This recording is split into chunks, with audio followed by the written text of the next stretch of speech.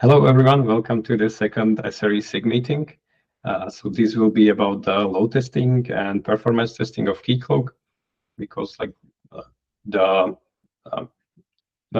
what we recommend is that people for their environments they are doing some performance testing, and based on that they are doing some settings for, let's say, CPU utilization or memory usage and so on, because it heavily depends on their use cases, how often they are doing refresh tokens and this kind of stuff. And so in the community, people are using more stuff or more approaches.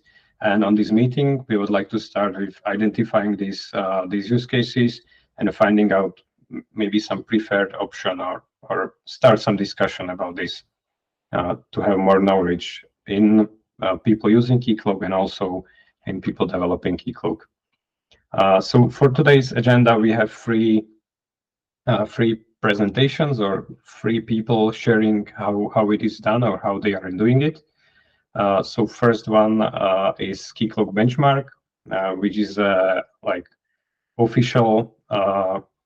It's just like official tool that lives in Keycloak namespace or in Keycloak GitHub repository. And there are two others. One is from Sebastian Schuster, which is about where is the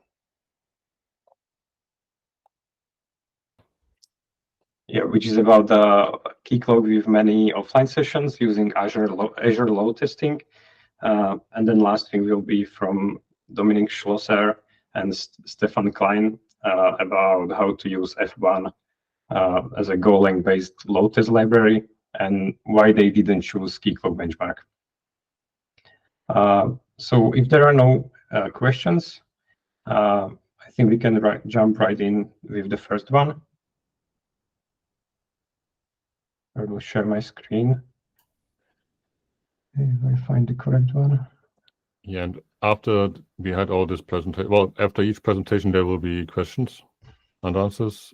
But after all three presentations, I would really love to hear what we're like, if we can see any commonalities here, anything that could be optimized, and how could we solve either with better documentation or better tools, the community, so that we as a special interest group will have some follow-up tasks where we then gather and improve Keycloak's ecosystem.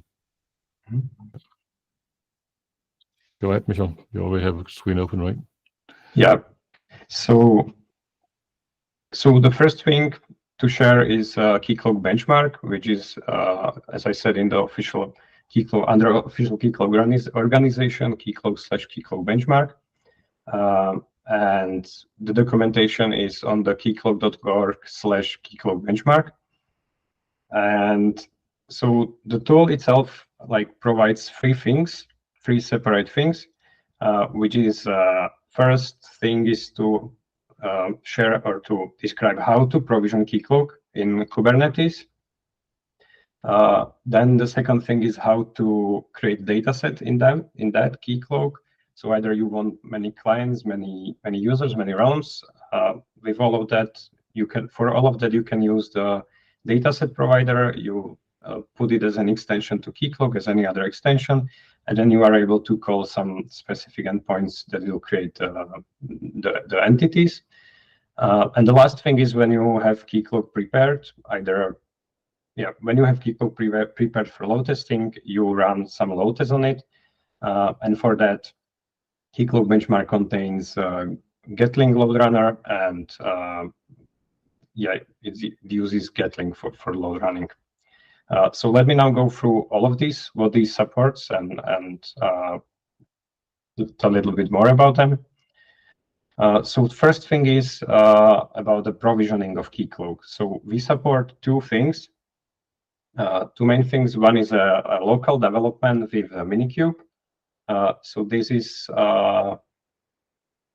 the architecture of the deployment is here. So it contains more things, not only one. So it spawns Keycloak with Postgres database and a lot of other services around it. So it deploys also Jaeger, Grafana, and Prometheus for capturing metrics. and also Promtail for capturing logs, and then Loki for displaying it. So this is kind of for creating some local deployment of Keycloak that can be then used for some load testing, for development environment, and so on. And the other thing that that Keycloak benchmark provides is running this deployment on OpenShift. So we use OpenShift. So it consists of all steps for creating this deployment. So first, it can create the OpenShift clusters using Rosa on AWS, which is like Red Hat OpenShift on an AWS.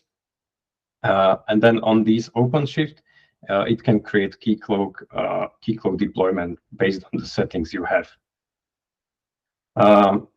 And it also supports like single-site setups, but it can also support multi-site setups. So you can configure it to create multiple OpenShift clusters and then run Keycloak in high availability deployment.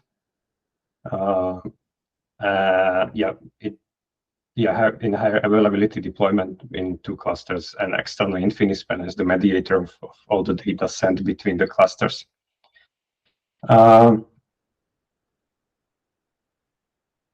You can then configure a few things, and for all of that, we are using task files. So task file is a tool that I name it or call it that it is similar to Makefile, but it looks maybe prettier. And you can then specify what tasks you want to run, and based on that, the task file will do all the steps needed for, let's say, spawning a Keycloak in single cluster, or Keycloak in multi-cluster. So that's about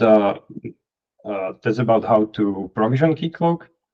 And then next thing that you need to do is, so if you want to run load test, you need to have Keycloak, and then you need to create some data sets in it. So for that, we have the dataset provider, as I mentioned, which is like a Java extension to Keycloak, which creates or adds some additional endpoints to Keycloak, and based on that, you can then create some entities. So you can build it as a regular Java module. Then you can install it to Keycloak.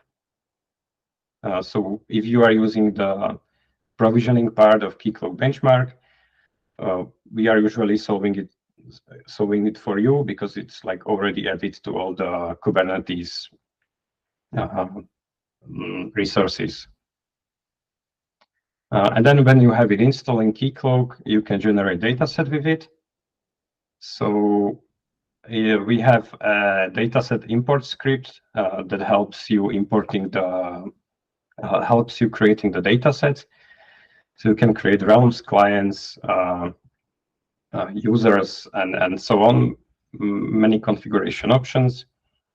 And so as an example, so you can use more options. You can use the shell script that we provide as part of the dataset provider.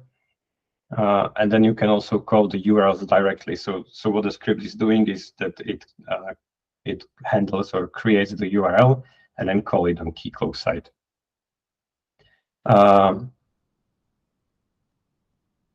There were some examples somewhere, some nicer examples. Okay, I'm not sure. But yeah, the URLs are there showing how it's been called. Yeah. But then, let's maybe continue to the load test for the time's sake. Just last thing is that when you are creating dataset, like that, the request returns immediately, but then Keycloak remembers that task somehow, and it reports back or there is a status endpoint which returns back when the dataset was created correctly. So if you go to the status, you can see that there is a task in progress, and it is creating 1 realms, and so on. And when it is finished, you will see no task in progress.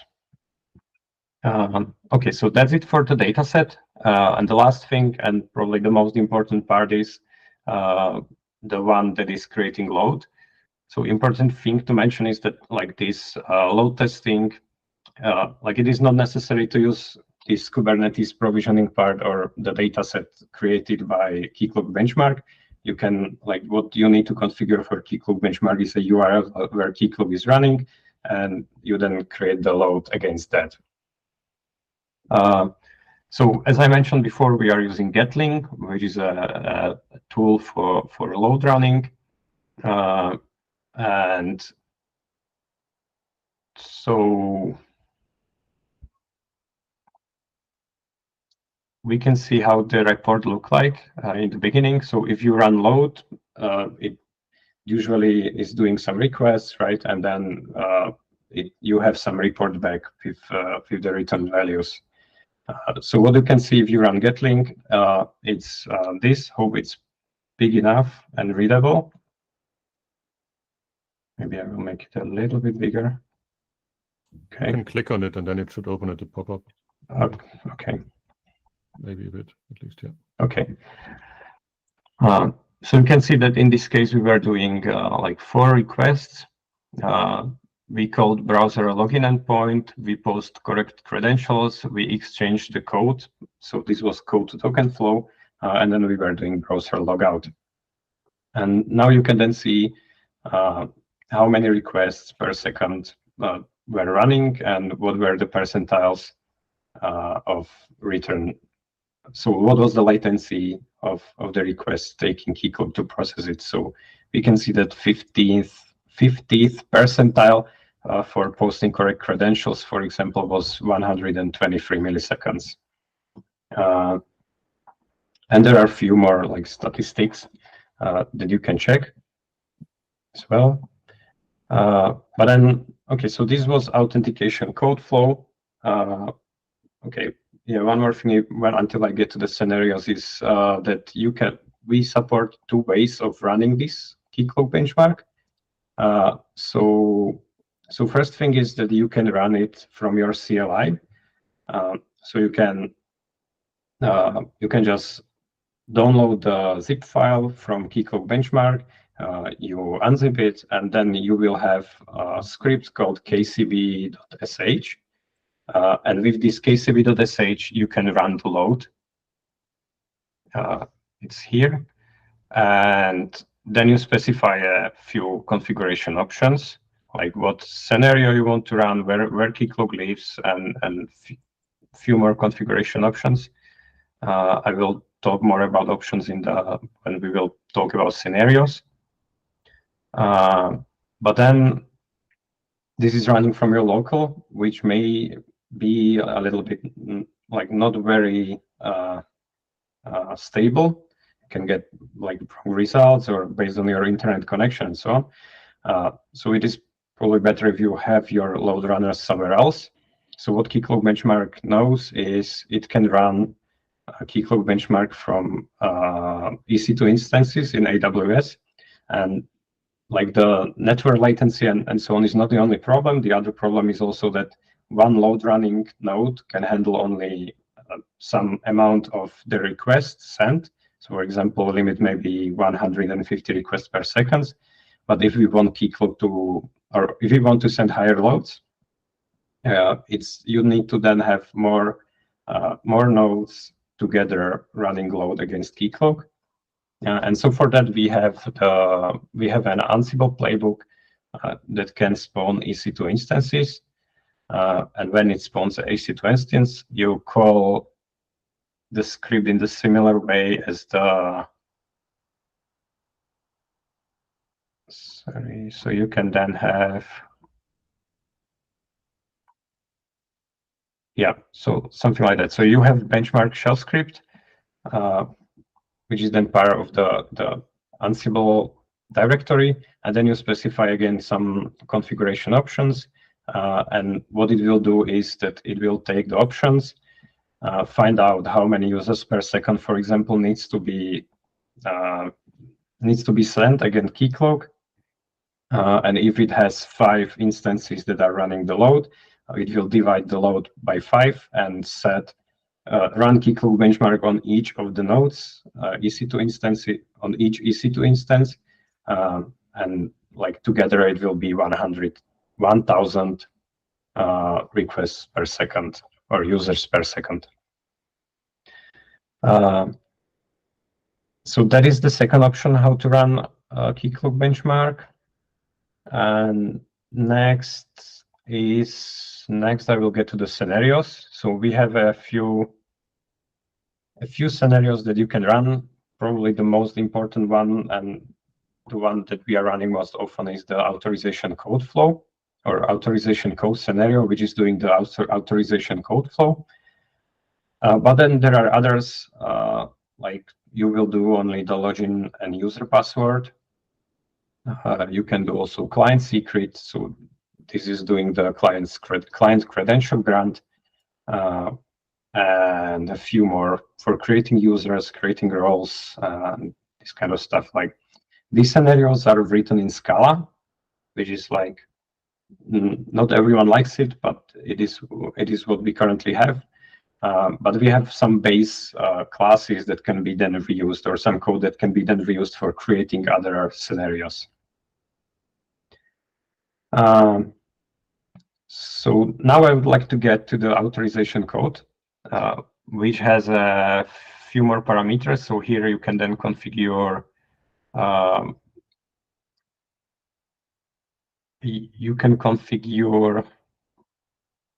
how many users per second are running. You can also configure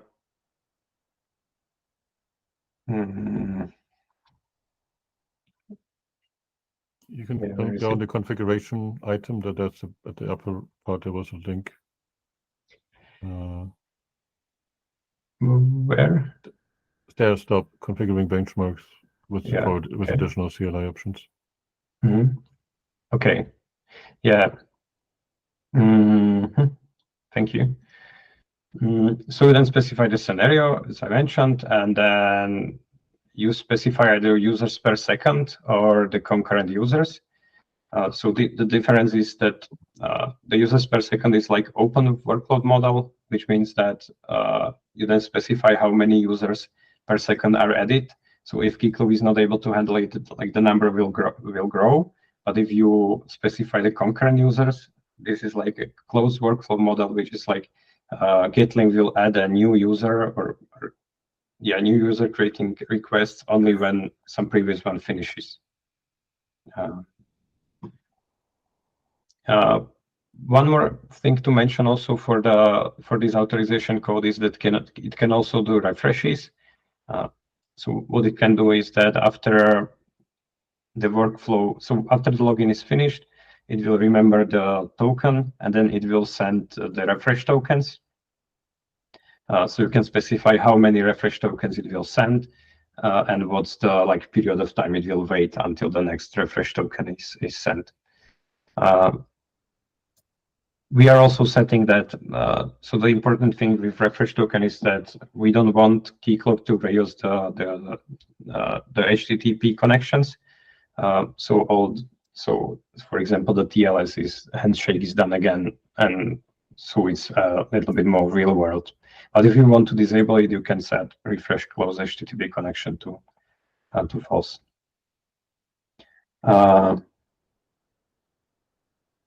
Yeah, and that's I think pretty much it for the Gatling I wanted to mention. There is one last thing that also Keycloak benchmark contains, and it is so we are using GitHub Actions for running Keycloak benchmark every day against Keycloak. So if you go to this repository, Keycloak benchmark, you can see that there are some workflows. We have quite a few of them, but the idea is that so every one of the team, so in your repository, you configure some configuration options. Like in our case, it's like AWS secrets and then the ROSA token. And then you can come here and say, okay, I want a new OpenShift cluster, and I want Keycloak be deployed against it. And then when it is there, run some load against it. We have some scaling benchmark that is run every day, and based on that run, we then capture some information. So either from metrics or from the Gatling run, and we can then do some archives of the results and see some performance changes.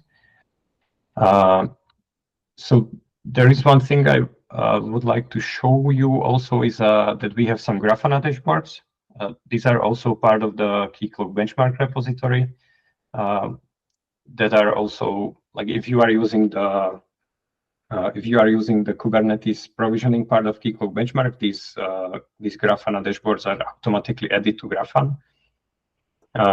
And here I have some results from today's run, which was like just very short. Like there were 3 performance tests for 60 seconds. And you can see that we have some metrics here for, this is for Keycloak 0 pod. And you can see that percentage of, so for example, you can see percentage of requests below 250 seconds. And this is for the logout URL. And you can see this was dropping here from 97% to 89%. And the same you can also see for the authenticate, for example, method, which is like the one that is the most important one, because it's like doing password hashing and then creating all the session and so on. So you can see that it also was dropping in the second part, in the second test, where it dropped from 100% to 60%. You can also see the heat maps of the requests. So you can see again these free runs, and you can see all the distribution of the requests across the test. Okay, looking a bit at the time, I think we should do some questions. Tunish. Yeah, I'm basically finished, so it's time for questions. I hope I'm not sure when exactly I started, but one question for me: what happened here? So why did it drop? That's a good question. I'm not sure, and this is also like. Yeah, so we did the one, like this. The third test is a bit misconfigured at the moment, I think. So it's we're doing some of the requests running in its timeout. But let's focus on the first 2. So if you would focus on the first 2, yeah, I think it's the beginning. It's warming up a bit here, and then it should be far better soon. So you know how it is with demos. So today is kind of weird day, and we are not sure what happened, but we had some problems with today's setup. So the dashboards are probably not. So it was just to show you how we are doing it and what we have, and the results are probably not that relevant for today, because also like the test was also only 60 seconds. We usually run 10 minutes, so the results will be probably different. So we were a bit of, well, the GitHub runners, they did an upgrade end of last week, and some of the tests, some of the deployments fail, like the Ansible the Python version changed, and that logged onto Ansible, and yeah, anyway. Do you have some long-term tracking of like how the tests work over time? So you kind of find regressions if, I don't know, some code is merged that makes yes, we do. Worse or something? Yeah, so we record a summary as a JSON file on every run, and then have some key metrics we're looking into, like CPU usage and memory usage. And they are also, you will, in the community, you will see that they are recorded in a Git repository, the same Git repository, but it's a different branch. And internally, we will then put them to instance of Horium being an open source tool where you can track exactly those kind of regressions. We don't yet have a public instance that we can share with the community. Okay. But this JSON basically contains all the data that we then use for regressions. We recently did a test or a review of the results and see how stable they are, given that they're running on a public cloud. And they are like plus minus, was it 5% in that area? Not even, maybe even less, or it was plus minus 2, but plus minus 3% when it came to CPU usage, or or requests per CPU core. Looking at also the response times, they were pretty close between runs. So that's something we were very happy about. Yeah, so here you can see a JSON file as a result of some nightly run. You can find it in the result data branch of the repository Keycloak benchmark, and we have quite a, like, if you see, we have results from January. So these are months, and if you open, let's say this is September, so we have almost results for almost every day. Well, the thing is that we are doing some changes in the deployment, so maybe they are not all that comparable. You can then see here some labels, like whether it was multi-AZ support, multi-AZ deployment, or whether it was active-active or active-passive. And there are some additional tags here based on which we can then compare. But the results are there. And the test setup that you create there is basically the one that you kind of showed initially, where, I don't know, Jaeger and Loki and all that stuff is also like deployed automatically. Well, that one was for the Minikube. We are running tests in OpenShift, so it's the second one, and we are not deploying all those things because like OpenShift already contains some. Okay. But it's a comparable setup on OpenShift. It's quite similar, yeah, but it has the same building blocks, let's say. Like this, you don't have excessive cost, because we used to take Keycloak benchmark and also run like continuously nightly tests against our real in-cloud environment, and we have metrics and logs and all that, traces and so on, that go into managed Azure services. And that's super expensive, right? To then just have a load test run every night that creates so much analytics data that you then like you have to pay for, that at some point we had to stop it. It just was too expensive to do it that way. Yeah, but then we're storing, well, the data that we record, like all the traces and logs, they are ephemeral. And we're only storing the gist out of that, like this one JSON file. And that's what we then compare. I mean, most of the cost is basically created in the instance we test. It's not on the load test side, right? Okay. That's the problem.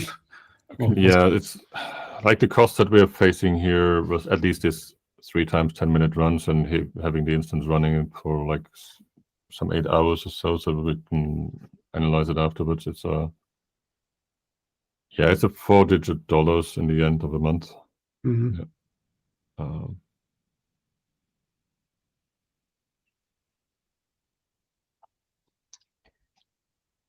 All right. Are there any other questions? Hello. Is that okay? I'd like to just have a comment on Keycloak benchmark. I actually did the Keycloak benchmark test by following its instruction. And it's just my opinion. It might be better to implement our own test scenario. The current Keycloak benchmark only provides authorization code flow. But however, in our use cases, we do a lot of customization. For example, implementing provider authenticator, and so therefore, in some situation, we need to implement our own test scenario. Mm-hmm. Then I actually implemented authorization code flow with pushed authorization request. In order to do so, I needed to refer to a lot of the documentation, especially in the gathering documentation. And I also added my own SLA requirements. Not only SLA, mean response time, but also other my own SLA requirements. So it's just opinion. So it might be better for us to implement our own gathering the testing scenario by introducing some example. For example, like me, the implementing authorization code flow with pushed authorization code, or the implementing authorization code flow with Pixie, proof code for key exchange.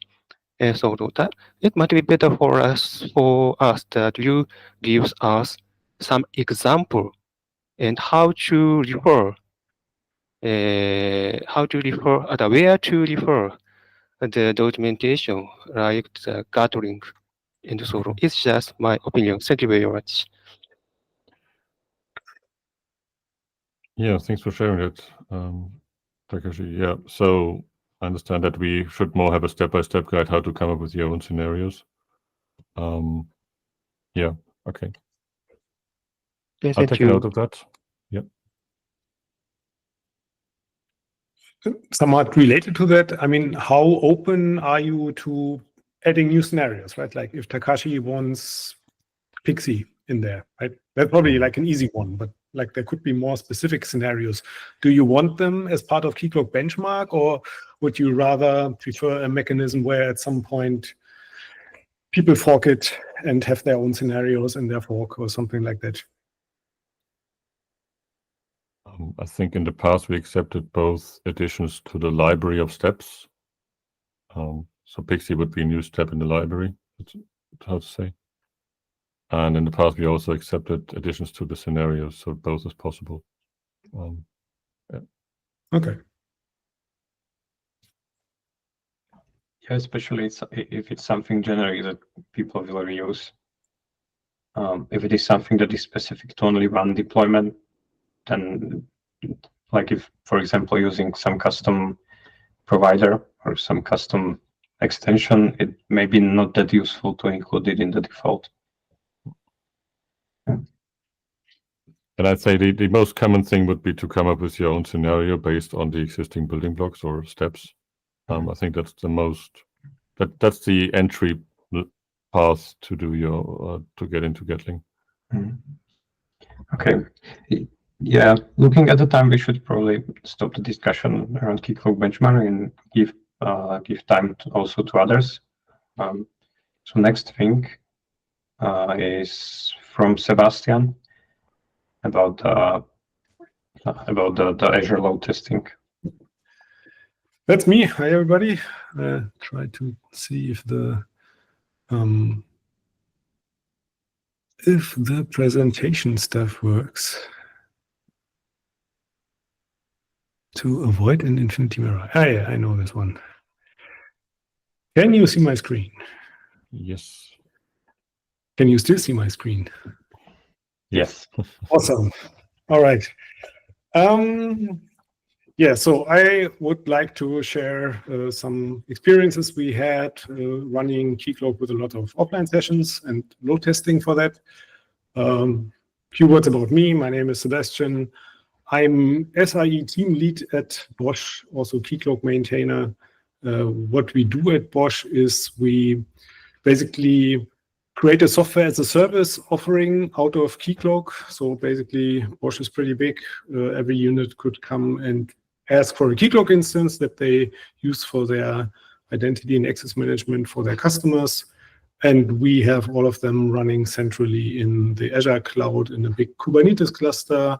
There's an application gateway in front. There's an Azure SQL server at the back where all the databases of all the instances run in an elastic pool. So it's really one big database server, and there's some resource sharing there. Currently, we have more than 70 Keycloak instances running and around 2 million active users per month that do something there.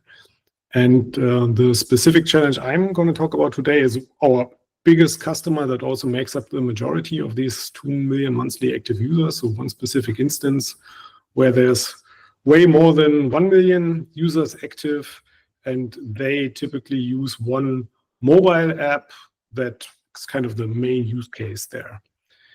And the challenge with this mobile app is that they really don't want people to have to re-log in and re-authenticate. So whenever they open their app, they should have a session. And the way they do this, because like Keycloak normally has, or up until, let's say, the last Keycloak version, only in-memory sessions, they decided they're going to use offline sessions for that. So they're not really doing what offline sessions were originally about, like doing something when the user is not present. It's still only doing something when the user actually opens the app and does something. They just want to keep this long-lasting offline token so people don't have to re-authenticate and don't see a login screen. Specifically, the setting is that the session lifetime is unlimited and there's a 6 months idle time. So we have to keep all the sessions for at least 6 months, and they will last indefinitely if they log in at least once per 6 months or open the app. We also know that the app can sometimes, at least for some users, misbehave. It does pretty regular then logouts, re-logins, which means it creates new offline sessions also for a single user. So there are some users that have thousands of offline sessions just because the app is somehow not doing things right. And also the usage for that app is still growing. So we know that there's like lots of offline sessions on that instance. And we've seen problems because of that. Typically, there were restarts of the pods, mostly because at some point memory was, or there wasn't enough free memory, which caused lots of garbage collections, which then restarted the whole, at least one pod. Very often, if one pod restarts, this actually means that if it restarts and the other pod starts transferring the sessions that it has in the cache, that actually also overloads the memory in the pod that tries to do the transfer. So it also restarts, which means both restart, which means the cache is empty again, right? So this kind of fixed the problem for some time, right? So then the cache is empty again, and we still have all the offline sessions in the database, and they are lazy loaded, but it's not the real solution to the problem. And at least at one occasion, we even had a problem where there was one pod restart, and for some reasons, even the transfer of sessions timed out, which meant that we couldn't even bring up a second pod again. So we knew we needed to do something there, especially since the customer told us that next year there's going to be even more users and we need to be ready for that. So what did we actually try to find out? We wanted to kind of take our real system, or at least a system that's mostly the same as our real production system, and basically try to find out how we can fulfill these capacity demands. So like 2 million monthly active users and number of offline sessions in that area, which meant we had to kind of come up with a test and then size the system accordingly. Strictly speaking, this was a stress test, not a load test. So we tried to find the limits of like how much we can do given certain configuration in place. Limits with regards to like how many sessions do we get into memory, and like how many refresh token requests can we actually do on that system. We were a bit in an experimental mood to try out a tool of Microsoft called Azure Load Testing. We didn't really have experiences with it, just wanted to see how well it works and if we can do this kind of testing. And we had some initial POC that looked nice. So we decided that this time we're going to use this tool. Doesn't mean we'll stay with it together forever. We would probably try something else also, but this is what we used this time. The test itself was pretty simple. So what we did is mostly just try to get a lot of offline sessions into memory. And there is, at least in up to the current Keycloak version, a feature to do that comparably quickly by just preloading the offline sessions. This is actually something that's going to go away. And then we just added more load and more sessions to this by just doing an auth code flow and then regular refresh token requests based on this, the initial token or session we got, and then in the end, some lockout. I don't know. I think opinions vary, but so far, Azure load testing only supports JMeter tests. And personally, I'm not a very big fan of JMeter. There are other people in my team that don't struggle with it as much as I do. The way this works is that you have to use the JMeter GUI to create a load test setup by clicking things and entering values, and in the end, this generates some XML document, JMX file that you can then upload to Azure load testing. So in Azure load testing itself, you don't write a load test. You have to upload your JMX file that contains the test. You see a bit of like what the test is doing. It's basically doing login, doing refresh, doing logout, and then there's some configuration outside of this that kind of specifies like what's the ratio of these types of requests. One pretty expensive lesson learned there is that when you try to write the load test in a way where you have like one thread execute the actions of one user, let's say like do an auth code flow, then do some refresh token requests, and then do a logout in the end, Azure load testing is charged by thread. So this way you can very easily spend 1,500 euros within just an hour. It's possible. So we then had to come up with a better solution where kind of we have some shared state that stores all the sessions that are present, and then the threads just try to create maximum load based on this shared state. When you then run this, you get a result. This is just one of the load tests we did.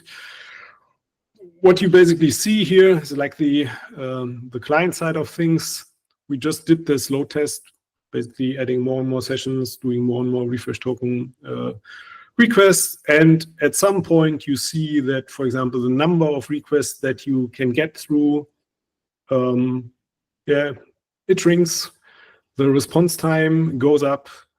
So you can basically see that at certain point, you reach the limits, right, of like what this Keycloak instance we were targeting here can do. If you observe this from the internal, like the dashboard that monitors Keycloak itself, you can pretty much guess why this happens, right? So like there's a JVM metric that gives you like how much time the JVM spends in garbage collection out of a minute. And then you can see that if it spends more than 40 seconds in garbage collection per minute, then it doesn't make a lot of progress.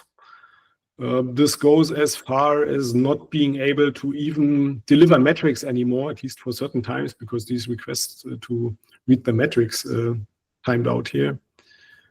You can see that then our like the normal health checks we have for every Keycloak instance also basically start reporting that this instance is basically not healthy anymore. But you also see that here we reached 3.5 million offline sessions already when it starts to kind of fail, which is a lot, and in this case actually enough for what we needed. So this is a run that we did after some reconfigurations. As a side note, we also tried to try out this JVM feature to use string deduplication that G1 garbage collector supports. This actually also saves some memory if you like to do that. We haven't wrote this out in production, but it can, if you have lots of data and memory, can save some memory. And that was already kind of the result we wanted to see. So in our specific scenario, we know that if we increase heap size to 18 gigabytes per pod, that is definitely enough for 3 million offline sessions. So for the load that we expect to see, what we need to do or needed to do is this state transfer timeout, the initial InfiniSpan timeout needs to be increased. And that's actually a bit tricky because there are, I think, 3 independent settings that you have to adjust there, 2 or 3. Maybe it would be a good idea to make this a Keycloak setting. Yeah, it was definitely took some time to find all the involved settings before this worked. What we also learned that, at least in our scenario, I think we have pretty long-lasting access tokens, half an hour or something. The actual load that is generated by the refresh tokens itself is negligible. There was just no CPU load that is worth mentioning. They just don't consume a lot of CPU. So it was really just the memory that was a problem here, not CPU. What was also, I mean, it might be surprising for us, it's not anymore, but when Keycloak gets low on memory, or maybe JVM in general, you don't really get out-of-memory exceptions. You get the JVM being extremely busy with garbage collection and then not being able to meet the liveness probe, basically. So it's Kubernetes that then restarts your Keycloak if it's running in Kubernetes. You can, if you, for example, like our pod memory configuration, does it leave a lot of buffer for like over the heap size? So we never get OM kills. You can, of course, make that buffer smaller, and when the JVM gets to its memory limit, you also reach the pod memory limit, and then you get an OM kill by Kubernetes. But this just depends on how you configure it. In our case, we never see OM exceptions. In a way, luckily, the same is true with the new asynchronous liveness probes that I think Alexander introduced. I was a bit afraid when these liveness probes were moved out of the normal HTTP request queue, that they then get through and still Keycloak is not making any progress for the real requests because they suffer from all the GC garbage collections. But it looks like the async liveness probes are affected as well. So you get into the same scenario, basically. Too much GC means liveness probe is missed, means Kubernetes restarts. One other result, not directly from this load test, but kind of a reminder for myself when I saw this pretty big memory consumption, is that offline sessions actually waste a lot of memory because the main part of the memory it needs are the tokens of the external identity providers that Keycloak saves in a user session. So basically, offline sessions are basically just a copy of the normal user session. And for a normal user session, Keycloak uses these tokens to on lockout, get a new, like take the refresh token, get a new ID token, and use this ID token as ID token hint to the lockout endpoint of the external identity provider. It doesn't do this with offline sessions, right? Because it doesn't perform this lockout. And these 3 tokens that are stored there, like ID token, refresh token, access token, roughly make up 80% of the memory that you need for a session. Depending on like what's your external identity provider, is it JWTs? If it's opaque tokens, it's probably less, but with JWTs, it's really a big, the major part of the memory that's needed there, which is just wasted in this case. So maybe, at least if offline sessions are meant to stay, it would be an idea to just throw this out and not store it. Yeah, as I said, you can also use the string data application feature to save some memory. In our case, this offline session preloading that's now deprecated is nice to kind of fill your memory. Maybe it's an idea to add it to the dataset SPI to have this functionality at least for the load testing and not just throw it away completely. And last but not least, if you want to use Azure load testing, this can really become super, super expensive if you're not careful, at least in the current state with JMeter. We talked to the product manager of this tool. He said that they will also try to support other load testing frameworks like Gatling or Locust or something, where like tool that he mentioned. I would also definitely look forward to that. Personally, I am still not a JMeter fan. And that's about what I wanted to share. Are there questions? Maybe I want to add a comment here. So thanks for sharing this and how Keycloak is behaving with lots of offline sessions. You asked for this option of preloading, how that would evolve. Well, it's actually been removed. Yeah, I know. Together with persistent sessions. Yeah. So because like when you start Keycloak 26, we will no longer keep all offline sessions in memory, and that should reduce both the heap memory usage and also the state transfer a lot, hopefully. And it should behave a lot better at this point. But the question is, if you want to like get your Keycloak in a defined state for a load test, it would be nice if we could have the same functionality in the dataset SPI to just say, hey, come on, fill all caches with fill all caches. That you have. It's just like for the dataset SPI, it would be interesting. Okay. Yeah, maybe. Yeah, okay. I see your point. Usually it's then a part of the first like few minutes to load all the data. Yeah. One question I had was you can configure the maximum overhead that the JVM is allowed to use for garbage collection, and then unfortunately, I know we talked about this, but it's not one. It's for, I don't know, the serial or parallel or whatever. That would to just like make it just throw that exception, but didn't work with G1, unfortunately. Okay, you're using G1 and that's the problem. Yeah. Okay. Yeah, sorry. And that were my questions. Maybe others have questions as well.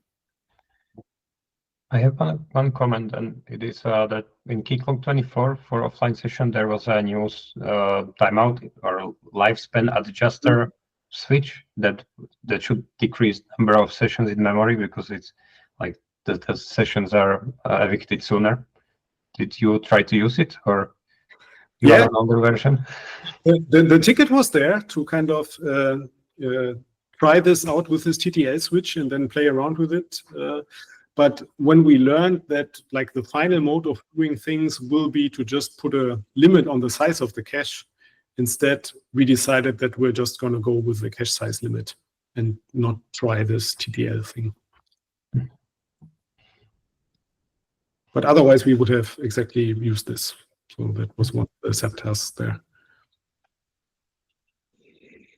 So maybe a question from my side as a curiosity, and first of all, thank you for the presentation. I'm curious about why 70 Keycloaks for just 2 million users. No, it's let's say the number of users per Keycloak is, there's a big band. There are Keycloaks that have 50 monthly active users, and there are Keycloaks that have like, or at least one that has like 1.5 million. Right? It really just depends on the use case that our customers have. Like this specific customer here has an instance with that many users, and there are others that have less, basically. Anything from, I would say, 20 monthly active users to 1.5 million. So the different instances are not there to handle the load, they are there to handle the different use cases that our customers have, like the different Bosch departments. Every department has their own instance, basically.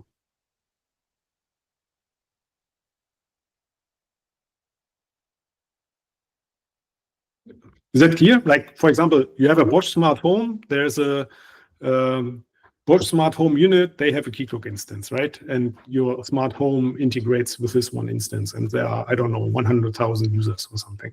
And then there's a different department at Bosch that has this mobile app, for example. They have way more users. And then there's another Bosch department like Power Tools where you can go to the web shop and register your drill for warranty, and that's still another instance, right? It's more an organizational splitting this up. It's not for just handling the load. Yeah, okay, thank you. I got it now. And maybe one more question. You said that it's 18 gigabytes for 3 million offline sessions. Are just the offline, or do you have also like normal sessions, so not online sessions? There are some normal sessions because there are some other use cases integrated with it, but it's way less. Basically, it's not in the same area. This instance is basically dominated by this one app. All the other use cases that are on the same instance don't really make a difference. But you can't really, this really depends on your use case, right? So that's our result. You can't easily transfer this to yours, I guess. It really depends on how much data you have in there. And as I said, I think there's a huge potential in just saving memory by just throwing out these external tokens. I guess currently the plans for what Keycloak is going to do with offline sessions are not 100% clear. I don't know, Alex, correct me if I'm wrong. There's probably something going to change with persistent sessions being in place, right? Because right now, if we would start again now, we wouldn't use offline sessions for that use case. We would use persistent sessions. Yes, but persistent sessions, they will behave the same way. Well, they would. Well, you said their sessions are very big because they contain this triplet of tokens for the external IDP they're using. They would be in the online session, in the persistent sessions still, right? Because you would use them when you actually log out. So it's like persistent sessions would use the same amount of memory, but they will put it into the database. Maybe as a side note, because I mean, I do like this whole caching and the fact that Keycloak serves a lot of requests directly from memory. Also to protect the database a bit from load, because at least in Azure, from a price perspective, memory in the VMs is cheaper than having more capacity in the database. That's really quite expensive. But in a way, we already learned that we could put it all on the database just because of what happens when both pods restart, right? So like if we have this complete cache loss, at least like for the next half an hour, all the token requests immediately go through the database, and still that's not a problem, right? So we would probably be able to also work with much less cache, basically. But at least for the tokens, yeah. All right.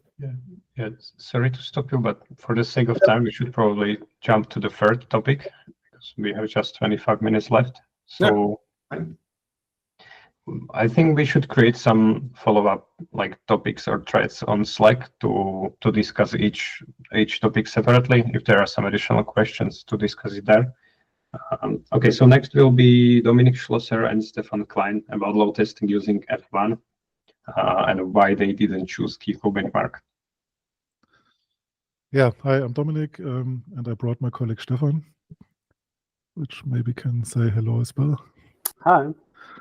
We are both consultants. We worked the last few years at a big German government agency in a big migration project where we basically migrated from another product to Keycloak, and we have like varying between 20 and 12 million users. It's varying because our use cases are pretty much you have something to do at the government, and then you're done, and your account gets deleted after a few weeks because of GDPR.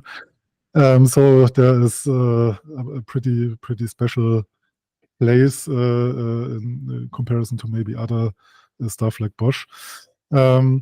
And we had this other product, so this was a migration project. So Keycloak is a lot different than this other product. And we needed a lot of confidence that the migration would work. We needed to do like a big bang migration because a lot of things were changing, not just the identity management. We also have a lot of custom extensions, starting from the database itself. We don't run on a relational database. We run on Apache Cassandra because of our own infrastructural needs. And also we have a lot of other extensions inside the login flows and custom grant types for mobile. Not so different than Sebastian showed with the offline sessions, to be honest. custom hashing and so on. So a lot of stuff we use is not that similar or comparable to the vanilla Keycloak, and the published test results, which you also have since some time, isn't really that helpful for us because of that. A big part of why we did load tests in the first place was that we wanted to see if we had any bugs in our custom implementation. So it wasn't that much about how to configure a vanilla Keycloak or InfiniSpan, but more of does our implementation work correctly under load. We have like 1,000 requests per second in normal days, so quite some load. We also tested for peak scenarios, and we run on a Kubernetes in our own homegrown infrastructure, so to say, which also was already there. We didn't have a lot of room to change it. It basically has 2 data centers in active configuration. So not something that Keycloak Vanilla is very good at, because at least was at the time. There's a lot of things changing in newer versions. So yeah, there was a lot of risk of triggering some awkward behavior under load and some need to debug it and to change our tests as well very quickly. Next slide, please.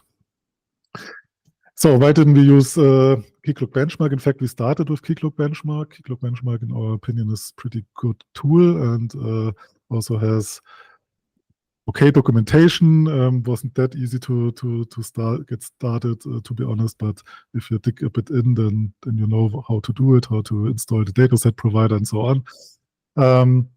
But then we quickly noticed that we need to change quite a lot for our own needs. We need to create users in another way, with other custom attributes. We had our own custom REST API in Keycloak to add users, which does a few other things besides only adding users. So we wanted to use that. And we also needed some custom scenarios with our own extensions.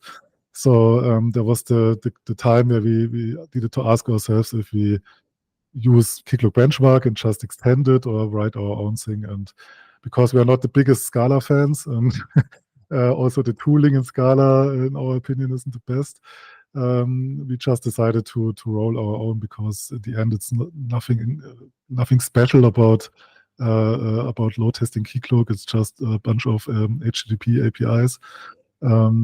So it's not that hard to just use our own tool. One thing, for example, that Keycloak Benchmark out of the box couldn't do was that our own instance did use another published URL, which was used to access Keycloak out of a user perspective. Then the inside URL inside the cluster we needed to use for the benchmark itself, and the Keycloak Benchmark tool didn't allow to rewrite URLs in the past login page where the action URL is passed. So yeah, that was just one thing. Of course, we could have changed it, but then because of all the other reasons and maybe also subjective reasons because of Gatling, we just went for a custom solution with Golang. And yeah, that's what Stefan is going to show you in a bit more detail.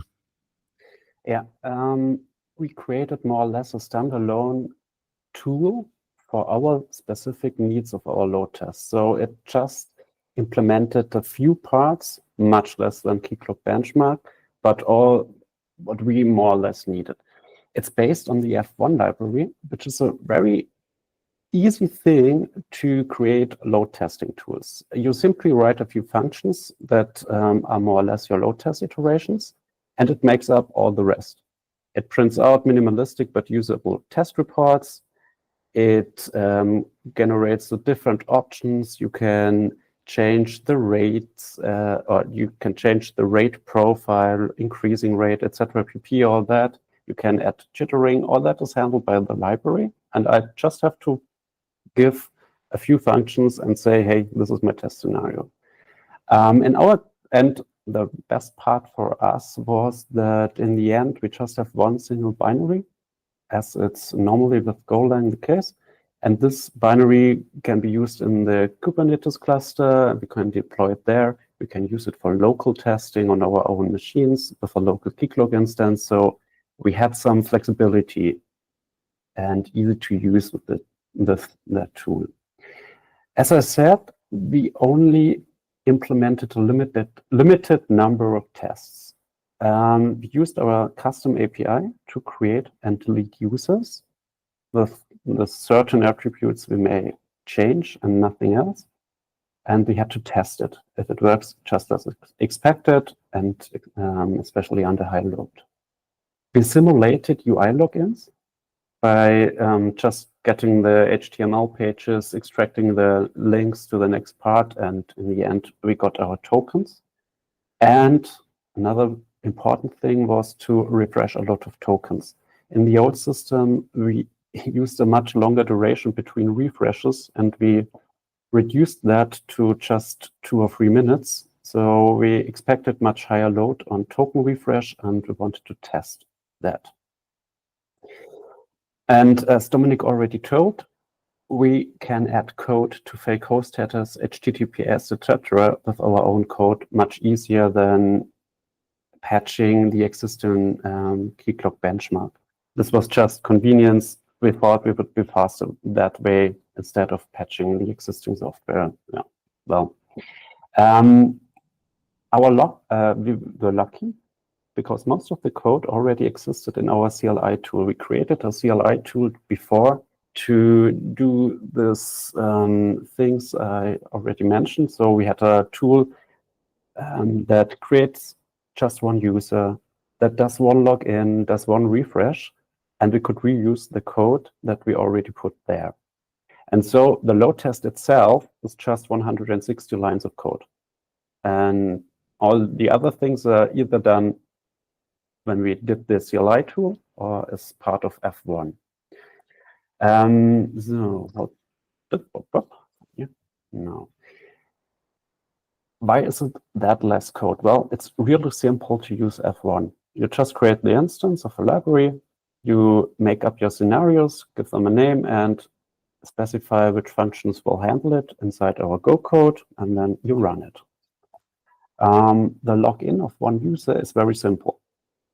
You have this function, you return an error in case of error, and those 2 lines just call the already existing coding of our CLI tool. And there we did Pixie, we did grabbing the right URLs from the HTML responses and all that. But we already did that and wanted to reuse it, so it was really, really easy to use F1 for that purpose. More complicated and very much and much more code. Too much for a slide, I'm sorry. Was the refresh of tokens. It's complicated because we have to set up a number of users before. So that means we logged them in, got the first refresh token and stored it in an array. And the real test is here. We return the function that does the real test, and each test iteration just gets the old token, refreshes it, and stores the new response back for the next iteration. That was another test we wrote, and well, I could show the others, but they are more or less boring to read. It's just calling some other functions within this CLI we already had. But the nice part of F1 is that you get a lot for free. I already told you that this thing with, hey, at what rate is it done? Can we increase the rate, or can we use another rate profile? Such things can be configured with CLI arguments, and all that is brought to us by F1, and we had to do nothing with it. So we could add a jitter. We should raise the concurrency. We could add some failure, max failures and all that, just without writing one line of code. It was done for us by somebody else on GitHub, which is nice. And this is more or less the sample report. In that case, I did refresh tokens, and I just call it with 400 concurrent threads, run it for 10 minutes, and say, hey, run 50 requests per second, and it does its job. It prints out this line every second, later on every 10 seconds. And in the end, we have a very small summary of what happened. We see the percentage during time. We see it in total for the complete duration. And we would have a log of errors if there was one. This looks very minimalistic, and it is. But in most cases, just to test, hey, have we changed something and it got wrong, or is there everything all right? It was okay to use just that. For other cases, we had our own Grafana dashboard with the most important things being the different endpoints, the token endpoint, authenticate, and auth endpoint. And here we printed the duration using Prometheus and Grafana in more detail. We also had some failure rates, and the most important point for us was our database. Here we have the time it took to access data in the database. So if we encountered some errors during load testing, the Grafana dashboard helped us to find out why that happened. In most cases, it was misusing the database. It was some problems there. Sometimes some other errors we encountered were missing caching of some data, especially when we mixed it with the file store provider for configuration management, which is another topic. But nonetheless, we encountered some problems. Most of the time, the solution was at a little bit of more caching on the local side, and it gets faster again. So no, let's see on the like this. We used our tool and didn't use it as a replacement for Keycloak Benchmark. Keycloak Benchmark works great for testing everything of Keycloak, and everybody should prefer using that, of course. But in our case, we saw a gap, and our tool just filled that little gap we had due to our infrastructure and customizations. And I think that there are a lot of other people who might see such a gap. Maybe they don't really need to add Keycloak benchmark functions or to change that. Maybe it's just one or a few tests you run with another tool, and that helps a lot. And F1 is really a good way to do that. If you like Golang, it helps out in that situation. So it's more or less use Keycloak benchmark for the central parts. And if you're done with it, use another tool you create on yourself, maybe with Golang F1, to do the small gaps you haven't tested yet. And it helps a lot to use both. Yes, that's all for me.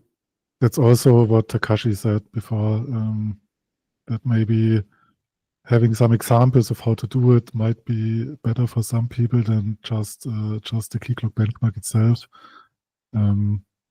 That's what came to my mind, because that's basically what we did. Yeah.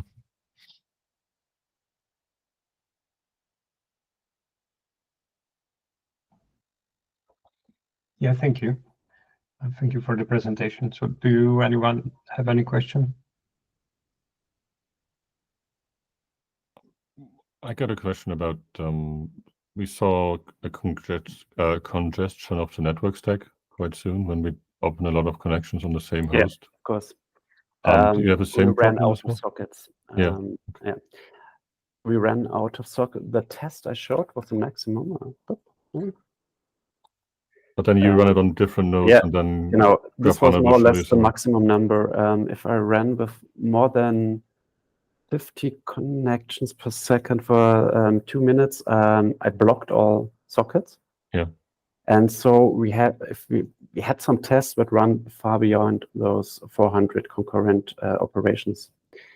And to do that, we scaled up the thing in the Kubernetes cluster. So we added a number of pods and did that test in each pod with 400 concurrent, the 50 concurrent requests per second in each pod, which added to the real number used for testing. For example, token refresh, I think we ended up using 8 instances of our tool.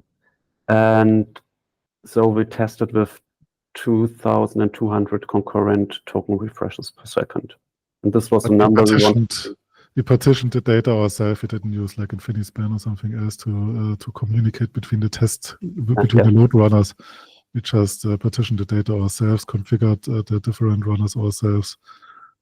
The first one to use the first maybe 1,000 users, the next 1,000, or so on. That's all right. The parameters you see here. So the first run used user number 1 to 5,000, and then continuing with 5,001 to 10,000, and which was configured differently in each instance. Yeah, with Gatling, we're using a random distribution, so so that was even enough for us at least. And with Gatling, we have this configuration option where you can choose, like, should I use new connections or should I reuse the connections? We usually test with not reusing the connections because that's more realistic. Yeah, indeed. The problem, or more or less the different thing, is we use Istio within our Kubernetes cluster where our Keycloak runs. And so we wanted to test how it behaves if you open up a lot of connections, because the front-end component opens a lot of connections. So we wanted to mimic that behavior by not pooling the HTTP connections, but instead using a lot of different ones. Yeah, definitely more realistic. Yeah. And was the system under test like in the same cluster as where the test was? Or was it? Okay. Yeah, this was unfortunately one of the problems we had. We didn't want to test the infrastructure components before the cluster. There's a web application firewall. There is a lot of load balancing infrastructure before our clusters, and we didn't want to test that. So we moved inside the cluster to do the load test just for that reason, to have numbers that showed the possibility of what can be done with Keycloak. And especially for those tests where we got the absolute maximum of our configuration, we needed that because the infrastructure before can stand that much requests than Keycloak does. You already knew that it couldn't handle the load infrastructure before, but it wasn't our problem. So it was another department. But we have numbers to show them, hey, could you please raise your possibilities? Could you please raise the infrastructure to come along with the numbers we expect? And we can do it already. Sorry. We once had a case where we put it in, like the load test and the system under test in different Kubernetes clusters. But even then you can hit limits because, for example, typically the outgoing connections from like your cluster that runs the test is netted, right? And you have one external IP, which means if you like target the same Keycloak instance, you only have 65,536 source ports that you can pick, right? So only of connections that you can ever open. It depends on the CNI you're using. Higher than that, you have to tweak your test setup again, basically. Yeah, it depends on the number of pods you're using for as source pods. If you share them evenly across different different nodes, you have 8 times 65,000 sockets, more or less. Yeah, but you have a like private IP space, and then you have a NAT gateway. Like okay. That is your limit then. Yeah, it depends on the, yeah, okay, if you configured your network like this, then of course, yeah, that's a problem. If there's nothing between the clusters, it's a real problem. Yeah. That was only good for us because we had a bad infrastructure more or less, but not that kind of problem. Our problems have been only the number of opens or sockets you could open at one point. All right. So I have one more question. So what was then the main reason to using F1? Was it that it is simple, or was it that Keycloak Benchmark was missing the scenarios, or? So we already had a command line interface, which Stefan mentioned, which was written in Golang. Basically a simple wrapper over HTTP APIs, both from Keycloak itself and our custom APIs. Stefan didn't show the custom tests too much because they were pretty boring. But we had also a lot of custom APIs to test. So there was the question if we would extend Keycloak Benchmark, fix some issues, something like the published URL that didn't work for us, or just use another tool and our CLI, which is already there, which was a lot easier, I think. Yeah. Mm-hmm. Okay. One related question to the like the framework that you use, it just times like the tool that you had already before, right? Like it doesn't work on an individual HTTP request level. It works on, hey, here's this step of. You could do this as well. It's just the CLI was also Go code, so that's the advantage here. You can just call Go functions from the CLI. You just use the CLI as a library, basically. But you could also write the HTTP code inside the F1 functions directly. But the library is more like a scheduler and a time measurer, right? Like it schedules calls, and then measures how long it takes. Yeah. So it's very limited in that case, but this opens the possibility to use any Go code within that library or framework, if you like to call it like that.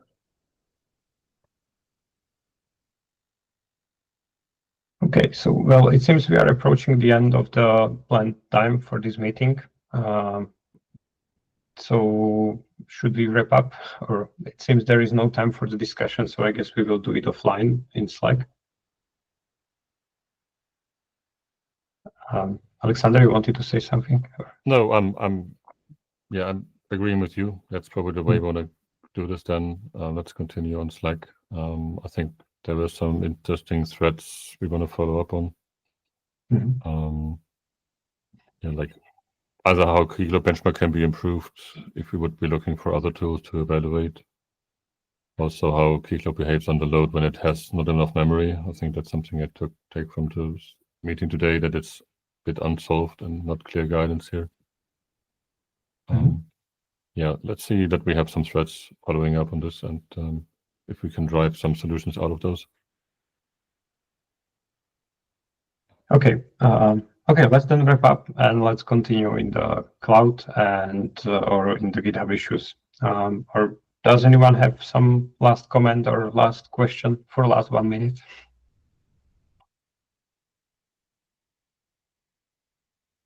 Yeah, we might, if you have other ideas that you want to discuss in future upcoming meetings, please let us know also in the chat.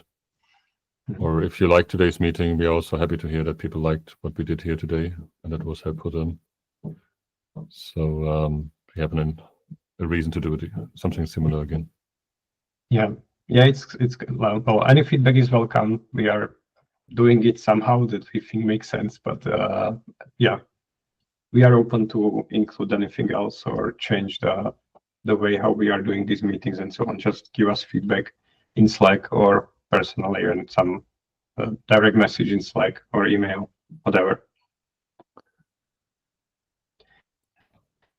Okay, let's wrap up then. Thank you very much for joining, and yeah, see you next time. Goodbye, everybody. Yeah, bye-bye. Thank you very much. Bye-bye. Bye-bye. Bye.